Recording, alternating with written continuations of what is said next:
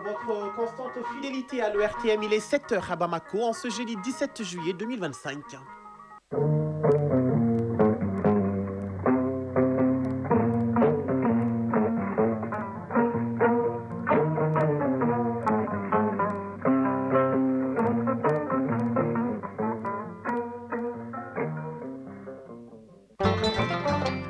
Au sommaire de cette édition, les candidats au DF retiennent leur souffle ce matin puisqu'il ne reste à peu près que 3 heures avant la proclamation des résultats.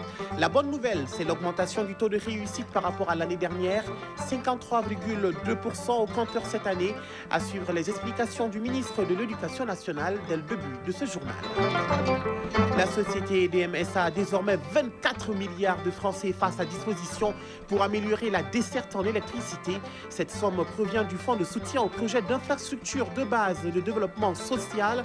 EDM est la première à bénéficier de ce fonds. Actualité de nos frontières, les Togolais sont aux urnes ce jeudi pour des élections municipales, mais dans un climat tendu avec des appels à manifester. Par ailleurs, après plus de 6 décennies, la France met fin à sa présence militaire permanente au Sénégal. La dernière base des éléments français au Sénégal va être officiellement remise aujourd'hui à l'armée sénégalaise. Dans l'actu des sports, championnat national de première division de foot féminin, la 6e journée de la phase Caridas démarre cet après-midi. Et demain vendredi, les Aigles Dames du Mali affrontent les Marocaines en quart de finale de la CAN féminine Maroc 2025. Dans la chronique judiciaire, nous allons lire entre les lignes d'un contrat de travail qui reste un document souvent signé sans réelle compréhension de ses implications. Pourtant, il détermine les droits et obligations de l'employeur comme du salarié. À suivre en fin de journal. Le journal. Moussa Papa Aïdara. Et c'est bien moi. Mesdames, Messieurs, bonjour et bienvenue à cette édition. Le DF 2025 au Mali a eu lieu, vous le savez, le lundi 2 juin 2025. Plus de 317 573 candidats ont pris part aux épreuves, dont environ 233 candidats hors du Mali, notamment au camp de réfugiés de Mbera, en Mauritanie. Les résultats seront proclamés aujourd'hui, 17 juillet 2025, à 10h précises, dans les établissements scolaires sur toute l'étendue du territoire national. L'annonce a été faite par le ministre de l'Éducation nationale, Amadou Savané, sur le plateau du journal de 20h d'hier sur ORTM. Je vous propose de l'écouter. Il est interrogé par Khadija Toukone. Les résultats du diplôme d'études fondamentales session de juin 2025 sont disponibles. Ils seront proclamés jeudi 17 juillet 2025 à 10h dans les écoles. Ils étaient 317 573. Sur ces 317 573, 168 383 sont admis. Ce qui est important, en pourcentage, ça donne 53,02. Hausse par rapport à l'année scolaire 2023-2024, où le taux était de 44,43%. C'est appréciable, c'est même du solide. Les acteurs, je voudrais d'abord les saluer pour leur implication forte dans le déroulement de l'année scolaire. Le départ c'était pas évident. Vous vous rappelez que la rentrée scolaire avait été reportée d'1 mois, mais des aménagements pédagogiques ont pu nous faire exécuter les programmes dans leur totalité, sans mouvement, sans remous. À l'instant donc, Amadou Savané, ministre de l'Éducation nationale, qui s'exprimait sur le plateau du journal de 20h d'hier au micro de Khadija Toukone. Je vous le disais dans les titres, 24 milliards de francs CFA mis à la disposition du ministère de l'Énergie et de l'Eau pour améliorer la desserte en électricité. Le montant destiné à la société EDM SA provient du fonds de soutien au projet d'infrastructure de base et de développement social. C'est la première affectation de ressources à partir du dit fonds, une décision du comité de pilotage qui s'est réuni le 14 juillet sous la présidence du chef de l'État. Depuis la mise en place du fonds, plus de 34 milliards de francs CFA ont été mobilisés. La mise à disposition du montant destiné au ministère de l'Énergie et de l'Eau a eu lieu hier à l'Hôtel des Finances. Yaya Konaté nous en parle. Quand la solidarité nationale s'exprime en faveur des secteurs stratégiques à travers les prélèvements sur la téléphonie mobile, cela donne en 5 mois plus d'une trentaine de milliards de francs CFA mobilisés en faveur du fonds de soutien aux projets d'infrastructures de base et de développement social. Le comité de pilotage du fonds, à la faveur de sa première réunion tenue le 14 juillet, en a fait le constat et en même temps désigné le bénéficiaire de la première affectation. Il s'agit du secteur de l'énergie qui reçoit ainsi la somme de 24 milliards de francs CFA dans le but d'aider la société EDM SA à améliorer la desserte en électricité. Siaka Samake, directeur général du Trésor et de la comptabilité publique. À la date du 14 juillet 2025, le solde du compte du fonds de soutien aux infrastructures de base et au développement social se chiffrait à 34 milliards 723 millions 704 013 francs CFA. Et lors de cette première réunion du comité de pilotage, il a été décidé d'affecter 24 milliards au secteur de l'énergie. Il convient de rappeler qu'après cette première affectation sur le fonds, le solde du fonds ressortirait à 10 milliards 723 millions 704 013 francs. Boubacar Diané, ministre de l'Énergie et de l'Eau. Ce montant va prioritairement nous permettre d'acheter de combustible pour EDM, mais pas que ça. Cela doit nous permettre aussi de faire de l'entretien, la maintenance des installations.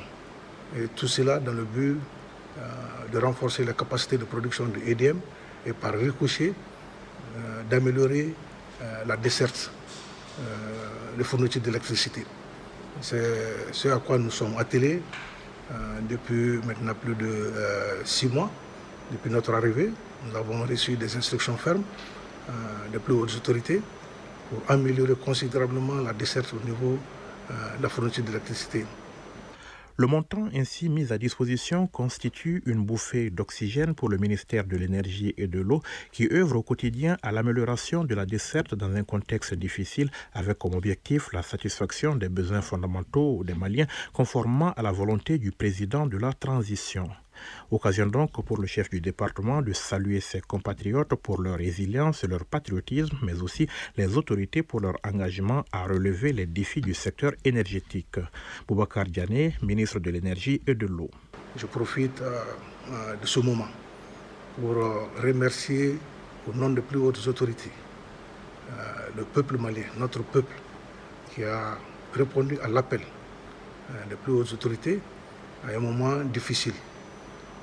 Les concitoyens ont accepté de contribuer pour que aujourd'hui mon département, surtout EDM, puisse bénéficier de ce fonds. Nous saluons la résilience du peuple malien, le sacrifice du peuple malien. Nous savons compter sur le sacrifice et le patriotisme du peuple malien. Je voudrais donc ici exprimer ma gratitude à son Excellence le général d'armée Assimi Goïta, président de la transition, ainsi qu'au Premier ministre, chef du gouvernement, pour tout l'accompagnement dont bénéficie mon département afin de relever le défi de l'amélioration de l'accès de nos populations à un service de l'électricité davantage performant et de qualité. Pour rappel, le fonds de soutien au projet d'infrastructure de base de développement social a été mis en place par un décret en date du 7 février 2025 et les prélèvements ont commencé pour la plupart des opérateurs en mars dernier. Quant à la gestion du fonds, les maîtres mots seront rigueur et transparence pour édifier nos concitoyens sur le bon usage des montants mobilisés, en témoigne la cérémonie du jour.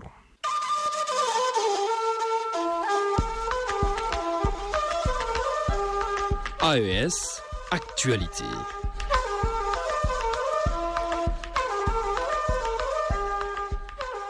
Depuis un moment, le Burkina Faso est résolument engagé pour le changement de nom des rues, des quartiers pour compléter la souveraineté totale du pays. C'est dans ce cadre que le gouvernement du Faso a changé également l'appellation de toutes les régions du pays. Avec Judikaël Kafando de la radio du Burkina, découvrons la région du Djoro. La région du Djoro, c'est la nouvelle appellation de l'ex-région du Sud-Ouest. Un nouveau toponyme dans lequel se retrouvent certains citoyens de Gawa. C'est même Benita, c'est une bonne chose. Le nom Dioro retrace l'identité du Sud-Ouest. Tout lobby, du rameau lobby, où que tu sois, tu dois faire un retour aux sources. Le nom Dioro, à chaque fois qu'on va l'appeler dans un endroit, ça va te ramener directement dans ta culture, dans tes rites et pratiques culturelles qui résument notre identité culturelle en fait. Le Dioro, c'est normal, c'est la vérité, c'est ce que nous sommes. Il a puisé dans la racine de ces localités-là. Et cette vérité vraiment nous réjouit. Pour l'inspecteur d'histoire-géographie, Bruno Cambou, c'est un retour salutaire. Ça devait être le cas depuis les années 60, parce que tout ce qui se passe en Europe ou aux États-Unis, les noms portés par leur pays ou bien leurs États fédérés, ce sont des noms locaux. Et nous, on s'est contenté souvent de prendre des points cardinaux comme étant des noms de région. Le Dioro est une initiation traditionnelle qui peut différencier dans sa forme et dans son appellation d'un groupe ethnique à un autre. Une pratique, j'allais dire emblématique, qui a traversé le temps, au moins depuis le 19e siècle, et qui permet aux tribus dites du Rameau Lobi de se retrouver chaque 7 ans pour commémorer cet événement. La volonté de ramener des noms endogènes est un bon début dans notre quête de souveraineté et cela doit s'élargir pour les noms des quartiers et certains lieux emblématiques selon l'inspecteur d'histoire-géographie Bruno Cambou.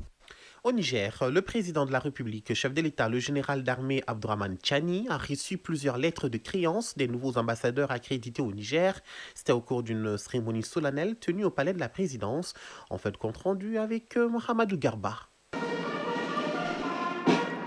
Le président de la République, chef de l'État, le général d'armée Abdourahmane Tchani, a reçu au palais de la présidence les lettres de créance de 6 nouveaux ambassadeurs accrédités au Niger. Il s'agit de son Excellence Mouhamadou Sarr, ambassadeur extraordinaire et plénipotentiaire de la République du Sénégal auprès de la République du Niger, avec résidence à Niamey. Son Excellence Roberto Orlando, ambassadeur extraordinaire et plénipotentiaire de la République d'Italie auprès de la République du Niger, avec résidence à Niamey. Son Excellence Basivamo Christophe, ambassadeur extraordinaire et plénipotentiaire de la République du Rwanda, auprès de la République du Niger, avec résidence à Abuja au Nigeria. Son Excellence Mounir Djomni, ambassadeur extraordinaire et plénipotentiaire de la République tunisienne auprès de la République du Niger, avec résidence à Ouagadougou au Burkina Faso. Son Excellence Patrick Egloff, ambassadeur extraordinaire et plénipotentiaire de la Confédération suisse auprès de la République du Niger, avec résidence à Abuja.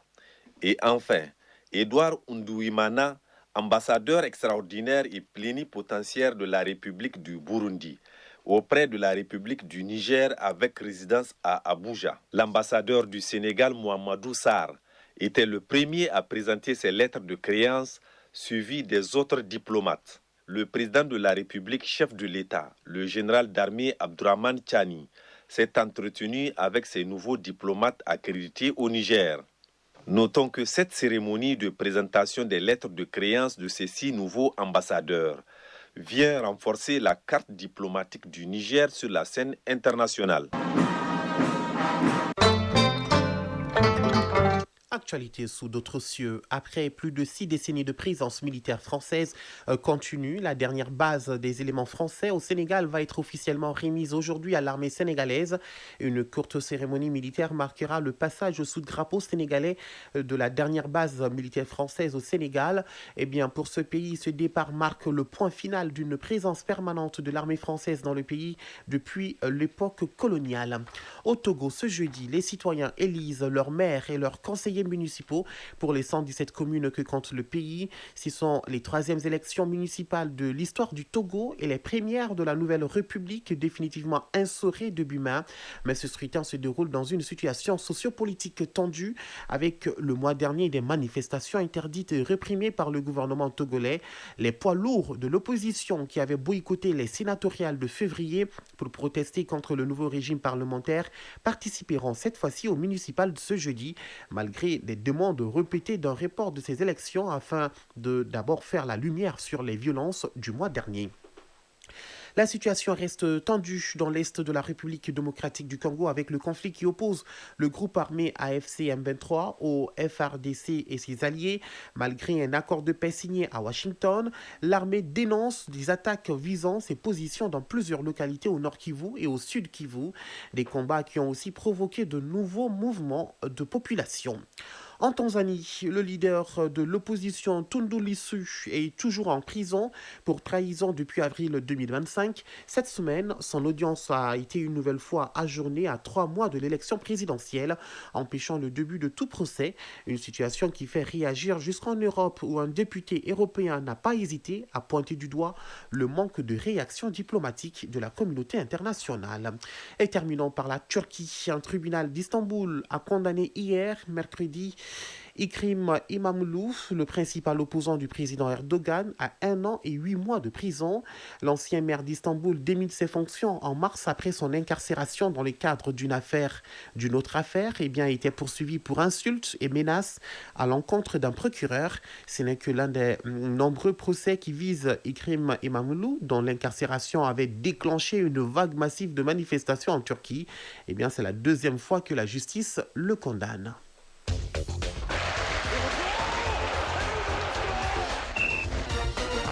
Nous sommes en plein pied dans la page des sports. La leçon du sport de ce jeudi porte sur les gardiens de but communément appelés goals en football. Sur le plan national, l'actualité reste dominée par le point de presse organisé par la Fédération malienne de football. Cela à l'issue de la visite de la délégation UFOA Zone A ici à Bamako. Et sur les gazons, il est question du championnat national de première division de foot féminin. La 6e journée de la phase Caridas démarre cet après-midi. On parle aussi de la CAN féminine Maroc 2025. Les Aigles Dames du Mali affrontent demain vendredi les Marocaines en quart de finale. Abdul Karim Kabar nous décrypte tout cela en 5 minutes. CAN féminine Maroc 2024, les Aigles Dames du Mali affrontent demain vendredi les Marocaines en quart de finale. Contre le pays hôte, les Maliens tenteront demain vendredi de décrocher une place en demi-finale. Après une dernière journée de matchs de poule mal négociés, les joueuses du Mali comptent sortir le grand jeu. Pour cela, elles vont devoir être plus rapides, créatives et plus solides. Maroc-Mali au compte des quarts de finale de la CAN Maroc 2024, c'est demain vendredi à partir de 19h. Auparavant, à 16h, le Nigeria affronte la Zambie.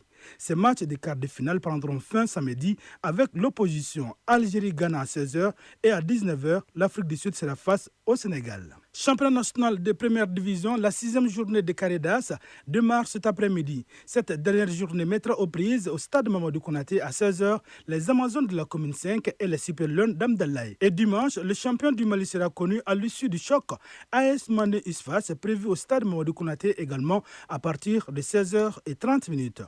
Au classement après la 5e journée disputée, l'Isfas occupe la première place avec 12 points. L'AS Mandé est 2e avec 10 points. Les Amazones de la commune 5 sont 3e et les Super Lions d'Amdalaï ferment le podium. Sur le plan local toujours, à l'issue de la visite de la délégation UFOA Zone A, la Fédération malienne de football a organisé un point de presse hier. Ce point de presse avait pour but de permettre à la délégation de faire le compte-rendu. Le compte-rendu, c'est-à-dire d'inspection des infrastructures sportives et hôtelières en vue de l'organisation du tournoi éliminatoire zonal U17. Ce tournoi se tiendra au Mali du 3 au 18 octobre prochain. Le tournoi UFOA A est qualificatif pour la Coupe d'Afrique des Nations de la catégorie. Le compte-rendu est signé Famour Durti. Le prochain tournoi éliminatoire de l'Union des fédérations ouest-africaines de football, UFOA Zone A, se déroulera au Mali, une première pour notre pays. En prélude à cette compétition, une délégation de l'UFOA était en visite d'inspection des infrastructures dans notre pays. Modibo Koulibaly, 3e vice-président de la Fédération malienne de football. Nous avons postulé justement à cause du fait que nous avons des infrastructures à hauteur de souhait. Nous avons eu également l'accompagnement des autorités politiques parce que vous savez que c'est un événement tellement important que ça nécessite fortement l'engagement et de la fédération et des autorités politiques. Au cours de 3 jours de visite, la délégation de l'UFOA A inspecté les stades qui accueilleront les rencontres de la compétition et qui serviront également de terrain d'entraînement pour les différentes sélections. Mapate Gaï, directeur exécutif de l'UFOA A et chef de la délégation. Par rapport aux visites que nous avons effectuées, sur le côté des infrastructures sportives, j'ai été vraiment énormément satisfait de la réalisation du gouvernement malien. Nous avons organisé des compétitions presque dans tous les pays de la zone, mais le niveau de satisfaction que nous avons au Mali, on l'a nulle part ailleurs. Au-delà des stades, d'autres aspects ont également été pris en compte lors de cette visite, notamment les hôtels qui accueilleront les équipes, la logistique et le transport, ainsi que les hôpitaux pour les tests d'imagerie par résonance magnétique IRM. Le tirage au sort des groupes de l'édition 2025 du tournoi de l'IFOA est prévu dans les prochains jours à Bamako. La compétition se tiendra du 3 au 18 octobre 2025 au Mali. À présent, la leçon de sport du jour. La leçon de sport de ce jeudi porte sur le gardien de but, communément appelé goal en football. Il s'agit de celui qui garde la cage avec pour rôle crucial d'empêcher le ballon adverse de franchir la ligne. Isaac Tchenou nous en parle. Le gardien de but assure la protection du but en arrêtant les tirs adverses avec ses réflexes affûtés. Mamadou Sidibé Maha, entraîneur de gardien de but, nous parle du gardien de but ou encore goal. Un gardien de but, c'est le dernier rempart. En termes de football, on appelle monsieur 50%. C'est lui 50% de l'équipe, c'est le dernier rempart. En tant que coordinateur de la défense, il communique activement avec ses coéquipiers pour maintenir une stratégie solide. Le gardien joue un rôle crucial dans un match de football. Le rôle du gardien de but, c'est comme le médiateur de l'équipe. Par exemple, c'est lui qui est derrière tout le monde, c'est lui qui commande la communication et tout. Dans une équipe, si tu n'as pas de bon gardien, il n'y a pas une bonne équipe. La plupart, maintenant, dans les championnats européens, mais que ce soit la Champions League, la Coupe du Monde et tout, chaque équipe qui a un bon gardien, cette équipe fait le résultat. Si tu n'as pas de bon gardien, tu ne fais pas de résultat. En termes, c'est comme une maison sans soubassement. Le soubassement du football, ça, c'est le gardien de but. On ne peut pas jouer au football sans gardien. Le rôle du gardien de but est essentiel dans une équipe de football. Être gardien de but exige des compétences particulières et une maîtrise technique qui font toute la différence. Mamadou Sidibé Maha. Le comportement du gardien de but dans le football englobe une combinaison de compétences techniques, tactiques et mentales. Il doit être à la fois un athlète physique exceptionnel et un joueur intelligent. On reconnaît un gardien de but sur un terrain de football par son accoutrement et la couleur de son maillot qui diffère des autres. Chronique judiciaire. Au Mali, le contrat de travail reste un document souvent signé sans réelle compréhension de ses implications. Pourtant, il détermine les droits et obligations de l'employeur comme du salarié. Que dit la loi malienne sur la nature et l'objet d'un contrat de travail? Quels sont les pièges à éviter avant de signer? Dans ce reportage, Maître Gakou nous éclaire sur les points essentiels à connaître pour mieux se protéger dans le monde professionnel. La chronique judiciaire, c'est avec Garibou Pérou. Dans toute relation de travail, qu'elle repose sur un accord écrit ou verbal, le contrat constitue le socle juridique.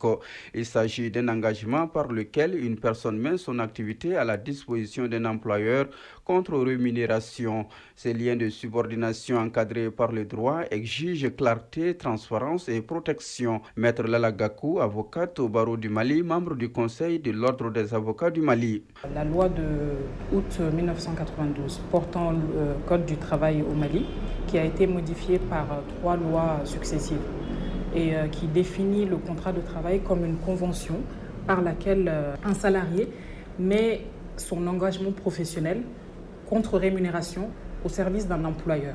Donc pour qu'il y ait contrat de travail, il faut qu'il y ait des conditions cumulatives. Il faut un lien de subordination, il faut qu'il y ait une rémunération et il faut qu'il y ait une activité qui est donnée par le salarié à l'employeur.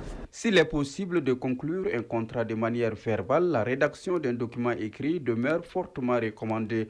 Pour les salariés, c'est une garantie contre l'arbitraire et pour l'employeur, c'est un outil de gestion et de protection juridique.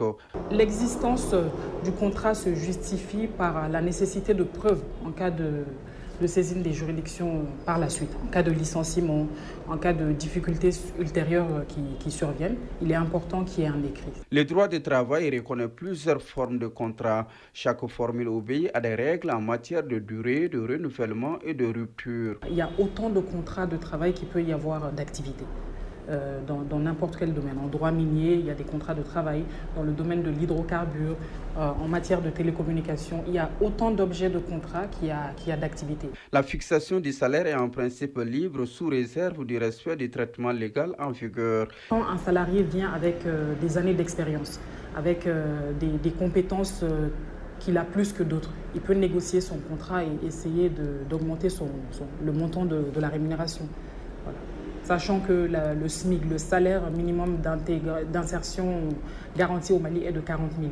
Donc en fonction du domaine d'activité et de la catégorie professionnelle, le contrat, la rémunération est négociée sur cette base-là. Un contrat de travail peut évoluer, mais quant à la rupture, elle obéit à des procédures. La modification peut venir des deux parties. Toutefois, pour que la modification soit légale, il faut qu'elle soit consentie. Il ne peut pas venir dire, bon, finalement, je modifie ton salaire. Ton salaire passe de tel montant à tel montant. Si c'est une augmentation, il n'y a pas de problème. Le salarié va accepter avec plaisir. Mais s'il s'agit d'une diminution, ce qui n'est même pas possible, ou d'un changement de lieu de travail, il y a une obligation d'obtenir le consentement du salarié. Autrement, on va qualifier cela d'un licenciement déguisé. La résiliation est évidemment possible puisqu'on ne peut pas rester engagé ad vitam aeternam. Mais les conditions de résiliation sont bien encadrées par la loi. Tout employeur a l'obligation d'affilier son salarié à un régime de sécurité sociale.